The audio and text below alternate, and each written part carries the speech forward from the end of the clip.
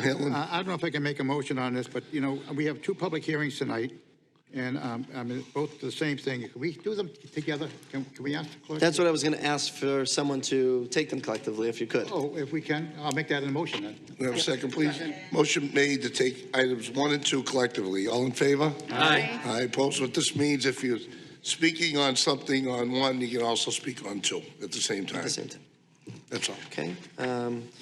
The motion was to take them collectively. I'm going to read both items 1 and 2. They are both public hearings. We got to make a motion to open this, right? Or we just did? I got to, yep.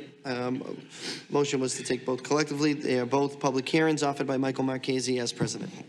1 is the Everett City Council, in accordance with Section 6-4 of the City Charter, shall conduct a public hearing to allow the public to speak on the proposed City of Everett's fiscal year 2024 proposed budget appropriations, including the general fund budget, the water sewer enterprise fund budget, and the ECTV enterprise fund budget.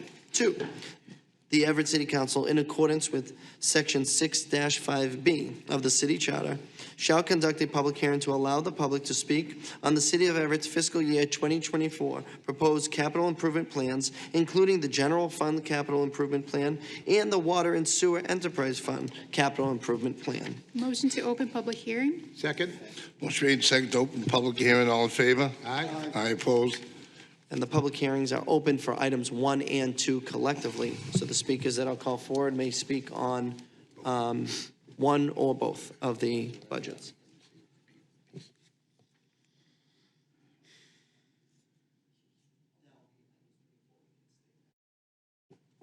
Okay. Our first speaker is Peggy Serino.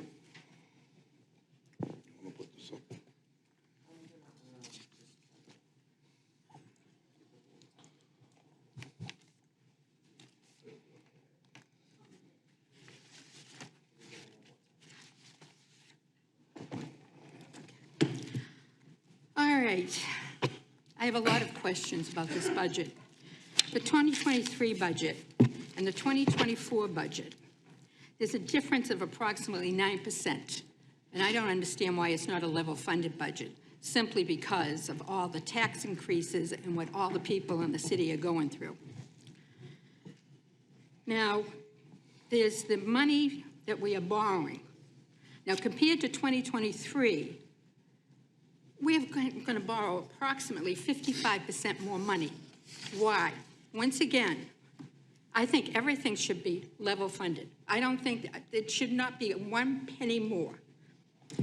And right now, there is a Zoom meeting going on, and it's all about Encore.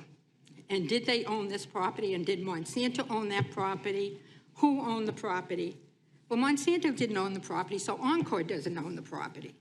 But this is all to prevent the reconsideration of the host agreement so that the city of Everett and the taxpayers can get something out of it. If you go from east to west or north to south in this country, in a city or a town has a casino in it, their taxes are going down. Our taxes are going up. Why?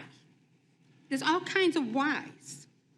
Now in this budget, Old Everett High School on Broadway, it was a tear down when we built the new high school. We put a new boiler in it last year. Why? There's $8 million in the budget for it. Why? Why are we wasting money? The high school, the old high school, I personally think should be elderly housing. It should be torn down. But we've got money in there for the tin can trailers to put our kids in. And in order to put those in, you are going to have to redesign the brand new buildings that we built and spent all that money on. So, Pope John sits there. Our kids should be going to school at Pope John this September. Once again, why? Once again, we have parks, we have streets, put on a list every year that never get done. Why? I have been told, and if after the meeting someone knows that I'm wrong, I'd like to know, that this money, if it's not spent, goes back into the general fund. Then the guy in the corner office gets to spend it any way he wants to. Why? It's unbelievable. Park streets, they never get done. We have got to be realistic. What the people can afford. You know what it's like to go to the grocery store. You know, you're getting your house insurance and your car insurance bills, they're all going up. And there's nothing that's going down. And yet taxes and everything go up, and the people, you expect them to pay more and more. They don't have it to give you. They just don't have it. And there's two things that I would like to bring up. First of all, I think the council, money well spent, I think you should have your own lawyer. The school committee has their own lawyer. Guy in the corner office, God bless him, he has lawyers coming out his eyeballs. I think the council needs a lawyer. And instead of requesting or referring things to the guy in the corner office, I think you should request that he appear in person when you have questions to get answers. Because there are things that you put on the calendar year after year, month to month, and you never get an answer. And I didn't see anything for Glendale Towers on the budget. If there is, please correct me. I mean, that was a mess last August. The summer months are coming. Those people were living at 95 degrees. The air conditioner wasn't working. They had all kinds of problems. And nothing's in the budget that I could see that's there. I'd like to thank you for your attention. I appreciate it.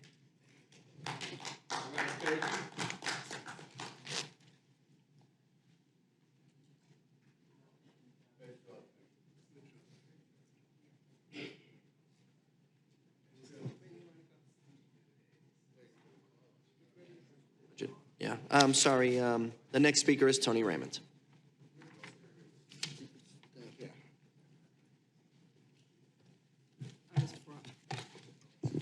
Good evening, councilors and Mr. President. I'm reading tonight, first and foremost, a speech from my friend Lillian Gorham, who could not attend this meeting. As a very concerned taxpayer, I am of the strong opinion this bloated budget needs severe cutting. Legal fees. I think we have all seen the video, text messages, and memes posted online. How many tax dollars are funding that group of lawyers? So unnecessary and costly to the taxpayers that had nothing to do with it. How can the budget be cut to help relieve real estate taxes for the hardworking or Everett seniors on a fixed income? When one councilor stated at one point, $40,000 is a drop in the bucket. Yes, it was recorded if anyone wants to research the prior meeting. $40,000 is a huge pile of money for many living here in Everett. My real estate taxes went up close to $1,000 last year. I had to make cuts in my budget. I'm just an ordinary citizen. So if I could make some cuts to an already frugal budget, so can each of you on this council. I said goodbye to Comcast. Their last increase was the final straw. New company, lots cheaper. Never knew I could say goodbye to National Grid, but found out I could. Much cheaper company, same service. So councilors, what can each of you do to cut the bloat? Remember, this is a voting year for all of you. We will be watching and taking notes. A few ordinary, plain Jane, plain Joe citizens can probably find a way to cut expenses for our city. Thank you. So that was from Lillian Gorham. I believe we have extra time this evening. So having more time, I'll now add my own thoughts. You know, someone recently yelled out to me in the city, "Hey, Tony, I bet you're the most hated guy in the city right now, huh?" I replied, well, if exposing the city for corruption and bad behavior, I'm probably most loved by more than half of the city, okay? Remember that.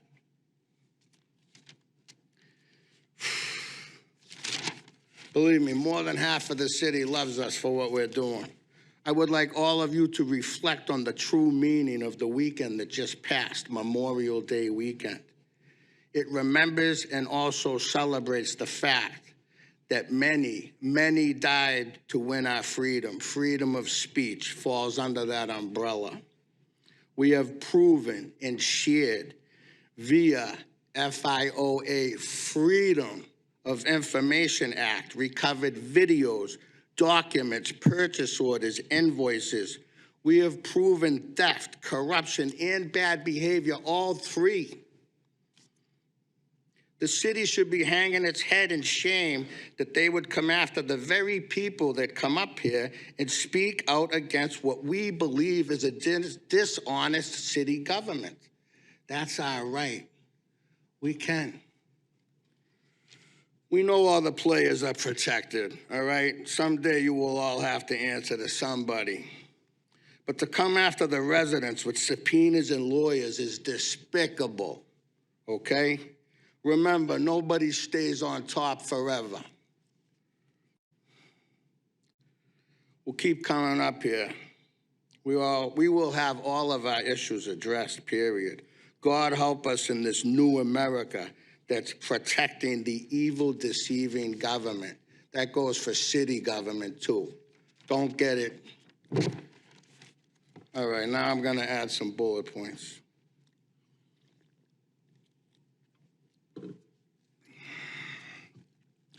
Where's the revenue? New residential buildings will add revenue, but in how many years and at what cost? The city is still 3.5 square miles. Adding the new luxury apartments aren't providing any affordable housing for families. I don't get it. We've been saying the same thing for years. We even tried to do the moratorium. You just sliced it. You didn't even try to bargain with us and say, all right, never mind a 5-year moratorium. Let's do a 2-year moratorium. Let the city catch up and breathe a little. You're trying to turn Everett into Boston. You're trying to bring the Silver Line here. Enough. Man, did I miss reading any investment from them in the water and sewer? The sewage, culverts, open space, parks, schools, fire, police, EMTs? What investments have any of these developers even made? A parking garage, parking in general? No, nothing. You understand? Nothing. So demands on infrastructure and services fall on the residential and small businesses. Are we really having the school department rent a building for $3 million a year? What kind of scam is this? To address the overcrowding? Not for 1 year, but for several years. Didn't the city and council learn anything from giving away the Devon School for $950,000? Why are we paying $1 million a year to rent it? So we went from gold standard now to trailers, all right? No matter what you call them, they are trailers. Are you going to approve $8 million for the old high school that everyone here knows is a tear down, except for the mayor, apparently? How much time I got left? 45 seconds. Yeah, if you can just work on wrapping it up. Even the neighborhood developers last year sent a letter to the city saying Everett needed a school. Why not negotiate with the mayor and say this is the best option? Actually, the only realistic option. We need a middle school, which Pope John will provide. If we ever get a new high school, the middle school can be relocated to the high school at Elm, and Pope John can be used to replace the city leasing the Devon schools. This isn't rocket science. The current owner can hold the city hostage and increase the leasing to whatever, and we are stuck. Is this any way to run a city? To do anything else defies logic and just supports the DOJ case against the city as a racist, discriminating, and retaliation organization, not only against the superintendent, but the children in Everett school system who happen to be 80% children of color. Thank you for listening. Thank you, Anthony. Our next speaker is John McDonald.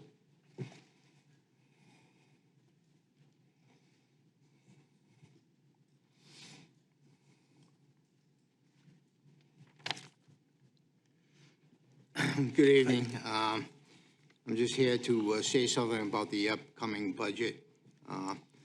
From what I see in the budget proposal for 2024, the departmental budgets are not based on what departments spend, but on some inflated amount that has little to do with the actual expenses of the department. Everett taxpayers seem to be paying a lot more than they need to. I totaled up the department expenses, the amount budgeted for these departments for 2022, 2023, and 2024. I excluded any department that was not in existence for those 3 years. In 2022, the cumulative department expenses were $57 million. However, for 2022, the mayor recommended a budget of $69 million. The council approved it. The taxpayers at Everett paid over $12 million more than what was needed to run these departments. I ask you why? Why are we paying $12 million more to run these departments? No answers. I've never heard one. Currently, the 2024 budget recommends for these same departments over $75 million. The taxpayers of Everett will be paying $18 million more, $18 million in 1 year more than they needed to run these departments in 2022. I couldn't use the 2023 number because that's not, the year's not over. I had to go by, but it'll come out to be pretty close to $18 million.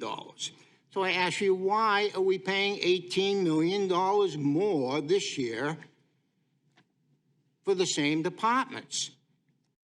Really, what's going on? Are we increasing the departments that much? No. Where is this money going? These huge increases are way beyond inflation. These aren't inflationary increases.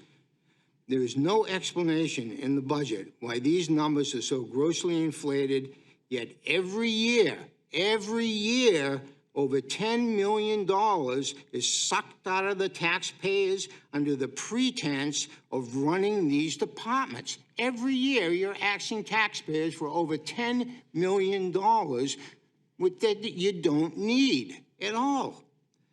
This appears to be very deceitful policy. Where are the tax dollars going if they are not needed for those departments? I'm told they go to free cash. Well, you may call it free cash, but to the homeowners and taxpayers of Everett, it's their hard-earned money. As elected officials, you should be governing for the well-being of your constituents, not for their demise. Thank you.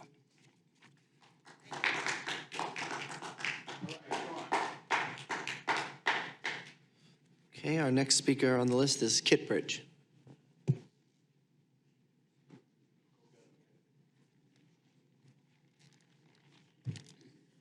Hello, Council. I think I'm on here. So to begin with, I think I would like to talk about things that are presently in capital projects. One that I found sort of confusing is the $1 million that's earmarked for the Glenwood Cemetery. It's called Glendale in the document, but I think it's Glenwood they're referring to.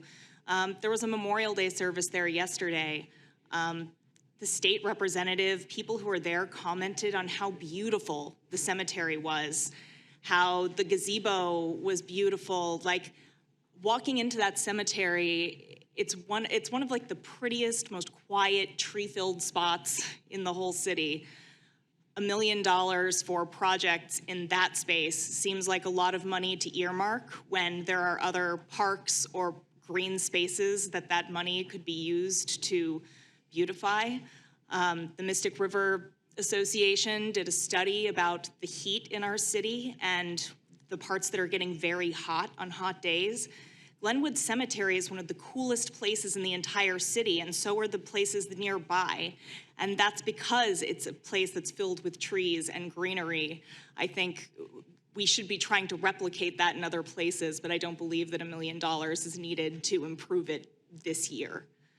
I would also like to talk about $8 million for the old high school. I understand that there are some programs that are run out of there, and the community has a gym that they can go to there. I think that's great. But $8 million on a building that is pretty close to a tear down also seems like a lot of money to be spending when there are other ways we could be spending those funds. In schools in general, there was a school survey conducted by the state that was presented at a school committee meeting. More than half of middle school students in Everett said they felt unsafe after they arrived at school, in spite of almost 90% saying they felt supported at home. So this is, students who are leaving homes where they feel safe, coming to school and feeling unsafe. I think a lot of that can probably be attributed to overcrowding. I think all of us recognize that students need more space, but we've known that since 2017. So nothing has changed since then. And now we're proposing $14 million be spent on modular buildings, which are temporary. It isn't clear where they're even going to go and how that's going to impact the current state of the schools. And, where are we going to put kids after that? So, when we have a building in Pope John that is sitting there that needs some improvements, but that could be a permanent piece of infrastructure for the children in the city and for families in this city, that doesn't make any sense to me. I would love to see something in the capital projects budget about solar programs, utility assistance, maybe assistance for seniors. I was knocking doors at Glendale Towers just yesterday. As a matter of fact, it is really hot on those top floors. And that's outside of the apartments. Almost every person I spoke to in that building said they had issues with it being too hot in the summer and sometimes too cold in the winter. I know it's a public housing and that involves the state, but there are programs that could be put in place to help those people cool their apartments. We need to get creative with the way that we're using our funds. And finally, it's unclear how this budget is going to impact homeowners, people who are seeing increasing property taxes. We know that water cost is going to increase in the city. We saw those numbers. So a lot of those things that are being passed on, especially to folks on, fixed budgets and fixed incomes, it creates a real big impact. So before we're, approving $1 million for a cemetery beautification project, maybe let's think about the folks who are really heavily impacted by things like increasing taxes. Thank you all very much.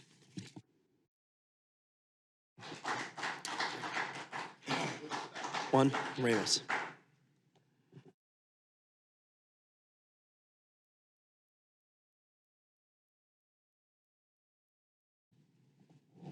Good evening, council members, and thank you for this opportunity to speak, first of all. $8 million for a school that was set to be a tear down is absurd. Because one, that school, there's maybe 200 kids in there, maybe. I think the number is actually less than that. 2, the gym, I know barely anyone that uses it. 3, the Elliott Family Resource Center, yeah, great program, but how are students benefiting from that? Because all the programs they run are during the day. Elliott gets state funding, they can help cover the cost of running that building. Do they help? How much are they helping? What effort are they putting forth for using our building? For $14 million for modulars, you can just get tin cans at any shipping yard for way cheaper. They'll sell them to you because they have so many. It's honestly the same thing because that's what you're trying to put in. Second, there's no space for them. Where are you going to put them? Everett is so densely populated that you're going to be ending up taking parking and sidewalk space. So most of these buildings aren't retrofitted for them anyway. And third of all, why are we even considering this when you could put $7 million into Pope John and just renovate that and call it a day? It's not that, it's basic knowledge, common sense. why are we allowing people to just waste money for no reason? Thank you. Our next speaker is Paula Sturity.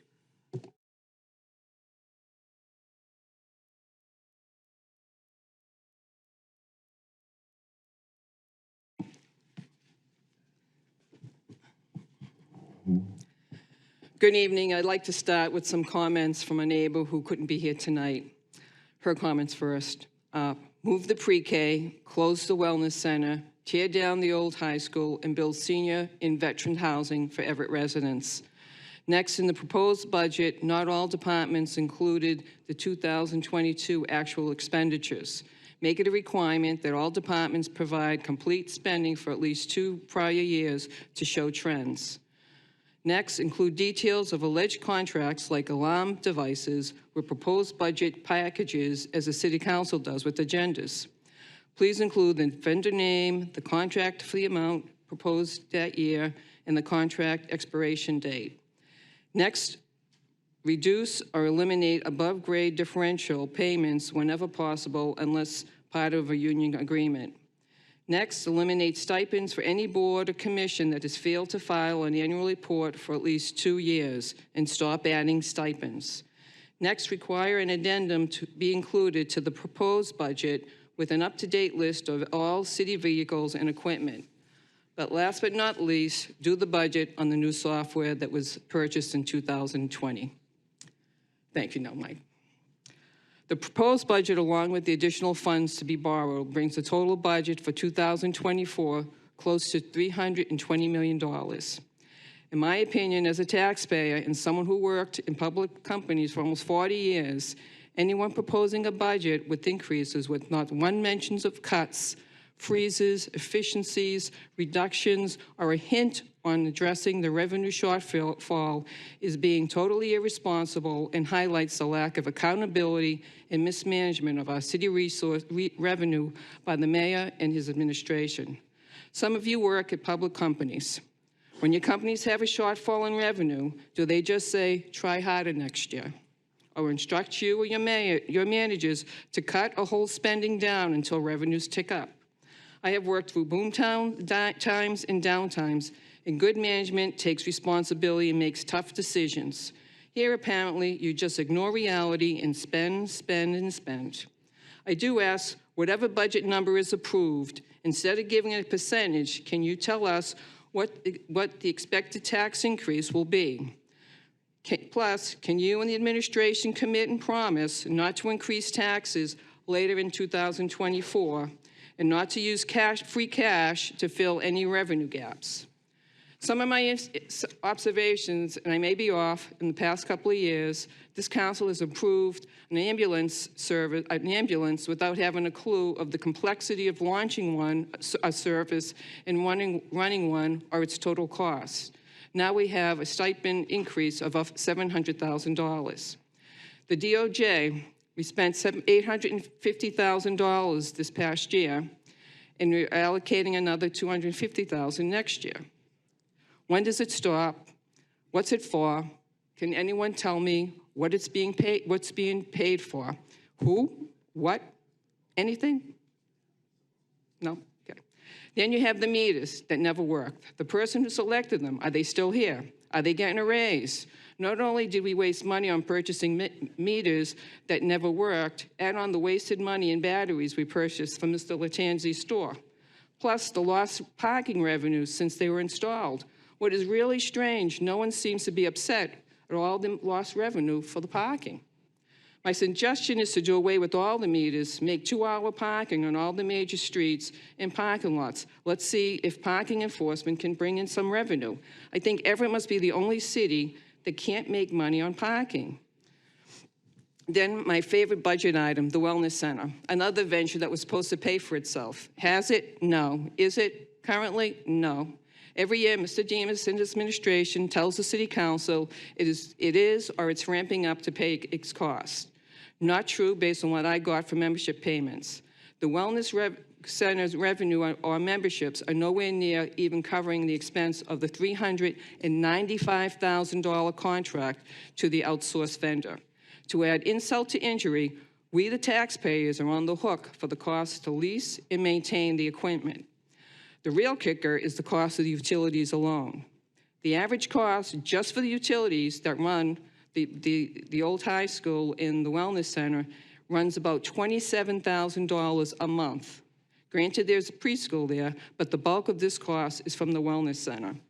Then add on to that the cost of the water and sewage, throw in the upgrades and the maintenance for the buildings, plus she happens to be running her business at no cost to her. I hope you see why I harp on this, because I just think it's a waste. If you are serious about cutting waste, start here. The Wellness Center is a nice to have, but the city can't afford nice to have. We need to focus on essentials like a decent school for kids to go to school, not stack them up in trailers. How can you justify $14 million in trailers, $3 million to rent space for the school department, and then allocate $8 million for a condemned building? The high school was told that it was condemned in 2008, and things haven't gotten any better. During one of the city council school committee meetings, the mayor offered the use of City Hall, as he said it was underutilized. Let's move the pre-K, shut down the wellness center, tear down the school, and ready the space for the new high school once the state approves the city's application. Then we have the water and sewage and a bunch of water projects. Last year, we approved $5 million from ARPA money for the ferry project. Do any of you have any idea what the total cost is? Because another $10 million is on the budget. Again, approving costs and projects without knowing the total costs. Shouldn't the big developers be footing the bill for any of the upgrades to the infrastructure? I ask because year over year during the budget meeting, Mr. Demas has said that water and sewage fees pays for the maintenance and upgrades. So the only thing I see changing are the huge developments. So maybe instead of investing in the mayor's campaign and defense funds, the developers and the contractors can invest in the city's infrastructure. Could you start to finish up? Just one more. If you want to change the paper, if you want to change the allocation of the newspaper, and this is your moment. If you want to have the papers distributed among the 3 newspapers and require that any newspaper that we're going to use allow free online access, because I guarantee you the Advocate is not producing 50,000, 7,000, or 2,000 papers, or if they have, they won't tell me. Thank you.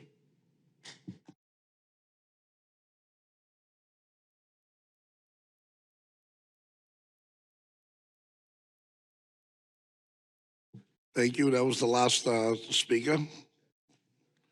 Motion to close. Second. Motion made second to close public participation hearing. All in favor? Aye. Opposed?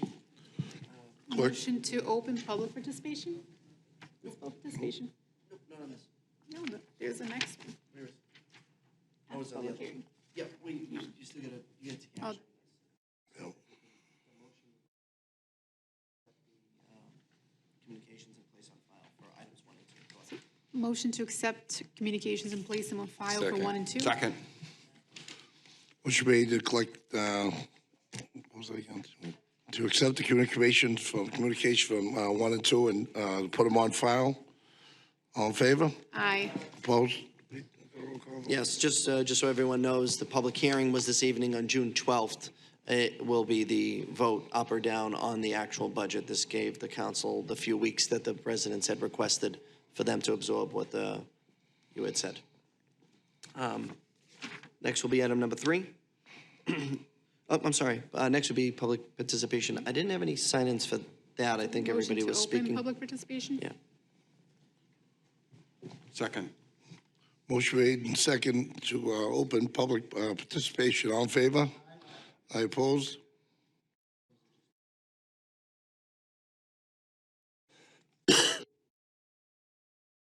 Mr. President, if there's no sign-in sheet, they could just come up on their own and speak whatever they want. So there was no one signed in on the public participation. You are allowed to, So if somebody wants to come up, they can come up. that would right be now. at the, yes, Speak about anything? correct. Anything pretty much on the agenda would be more preferable. When it comes to special meetings, it's whatever's on the agenda Thank you. only. This would be 2 minutes. Yes. This will be 2 minutes, public participation. All right, getting used to this. All right, hi, I'm Saskia Basket. I just wanted to bring some awareness as I was going over the budget, and I honestly haven't gone through all of it. But there were some discrepancies in terms of, I was kind of looking at the connection between Encore Casino and the budget and the host community agreement. And for those of you that may not know what a host community agreement is, it's kind of like the permission that developers have to get in order to start a business in the area. And so, and it tells you the terms of that, right? What are they going to agree on financial budgets or whatever? A lot of times when things like casinos, dispensaries, liquor stores come in, it's a percentage of their revenue. Through the host community agreement that I could find, I don't know if there's an updated one, but the one that I could find, the numbers are not making sense. The numbers are not making sense. The casino generated over $730 million in 2022, and Everett only benefited about $27 million of that. That's like 3%. It said since the casino opened, it should have been going up 2.5 with a lot of different other payments coming in for several different things. I didn't go like extensively, but the numbers didn't make sense. And so I just want to bring that awareness to residents, to the council. If there is an updated community host agreement, I would love to see that. But from what it looks like, the host community agreement, there should be a lot more money coming into Everett that's being generated from the casino if it's making almost $1 billion. And we're not seeing that, and we're not benefiting from that, even though the casino has, I feel like, has greatly impacted the culture of Everett. And so that's all I really wanted to say. Yeah, that's great.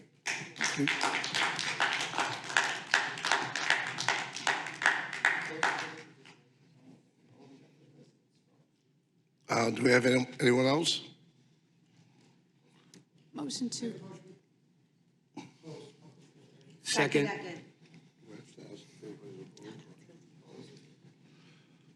Motion made and second to close public participation. All in favor? Aye. Opposed? Public participation is closed. Clerk, read item 3. Item number 3 is is an order offered by Councilor Michael Marchese as president. An order recommending the approval of the fiscal year 2024 General Fund Capital Improvement Plan as submitted by His Honor the Mayor in the amount of $65,086,800. Just